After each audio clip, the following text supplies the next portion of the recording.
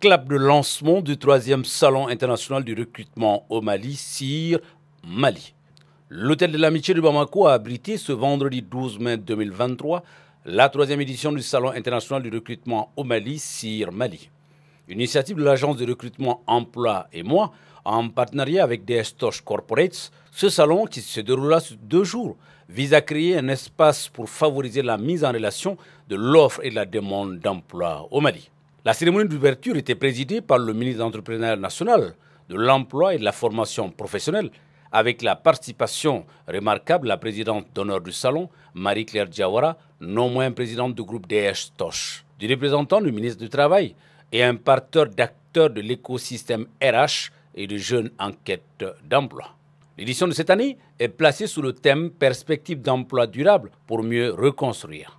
Elle est donc l'occasion de présenter aux directeurs des ressources humaines des solutions à leurs problèmes stratégiques et opérationnels, et également aux jeunes diplômés de rencontrer des recruteurs potentiels.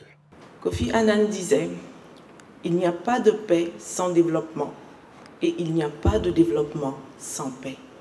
La paix, facteur essentiel du développement. » Et dans le cadre de ce développement, les ressources humaines sont un levier indispensable et doivent à ce titre bénéficier d'un environnement collaboratif et fédérateur auquel les organisateurs ont voulu répondre en organisant chaque année le Salon international de recrutement CIR. Aujourd'hui, mesdames et messieurs, nous vous remercions vivement de votre participation à la 3e édition, attestant ainsi que cette manifestation a trouvé sa place au sein de l'écosystème RH et devenue the place to be, le point et le moment de rencontre de tous les acteurs, actrices et bénéficiaires du secteur des ressources humaines. Le thème retenu cette année est puissant et porteur d'avenir. Bill Clinton disait « Nous ne pouvons construire notre propre avenir sans aider les autres à construire le leur. » C'est le sens et la vocation de l'organisation de ce salon. Les ressources humaines au service d'un développement économique, social et environnemental qui nous ressemble et qui nous rassemble. Partenaire technique et financier de la création d'emplois au Mali, le représentant de l'UNESCO a réitéré l'accompagnement de son institution au ministère de l'Emploi et au gouvernement pour contribuer à l'employabilité des jeunes.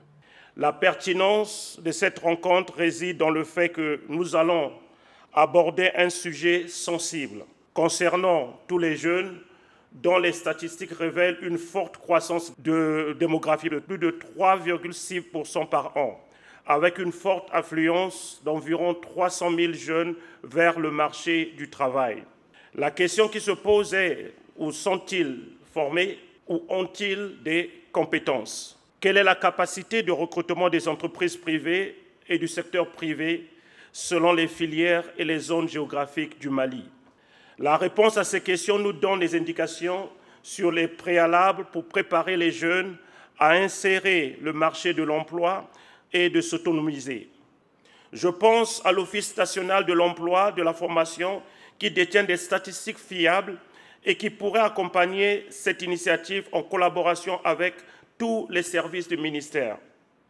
Conscient du potentiel de la transformation digitale et de sa contribution pour accélérer la formation et l'auto-emploi des jeunes, l'UNESCO, à travers donc une collaboration étroite avec le ministère de l'Emploi ici représenté, a répondu favorablement à la requête du ministère pour l'élaboration d'une stratégie nationale de transformation digitale de la formation professionnelle. Et à ce jour, ce document est en cours de validation et je tiens à vous rassurer que ça sera disponible très bientôt. Au ministre de l'Emploi de lancer officiellement le salon, tout en rappelant quelques engagements de son département avant d'appeler les jeunes à s'intéresser au salon pour qu'au sortir de cet espace, beaucoup d'emplois puissent être créés.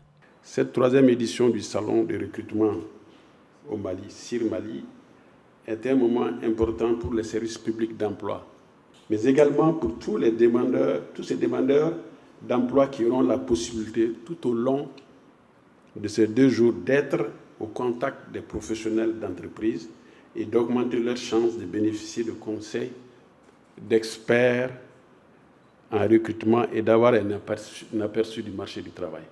En effet, la promotion de l'emploi salarié s'exerce à travers l'intermédiation qui constitue une activité phare de l'Agence nationale pour l'emploi, co-organisatrice de ce salon.